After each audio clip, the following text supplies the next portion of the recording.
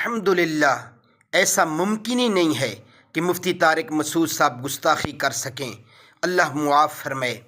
جس ادارے سے ان کا تعلق ہے وہ صحیح معنوں میں عشق رسول صلی اللہ علیہ وسلم کی ترجمانی کر رہا ہے۔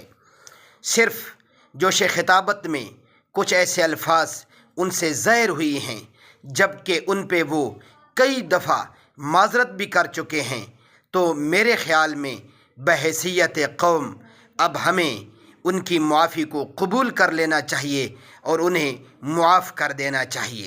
الحمدللہ، ایسا ممکن ہی نہیں ہے کہ مفتی طارق مسعود صاحب گستاخی کر سکیں۔ اللہ معاف فرمائے۔ جس ادارے سے ان کا تعلق ہے وہ صحیح معنوں میں عشق رسول صلی اللہ علیہ وسلم کی ترجمانی کر رہا ہے۔ صرف جوش خطابت میں کچھ ایسے الفاظ ان سے ظاہر ہوئی ہیں جبکہ ان پہ وہ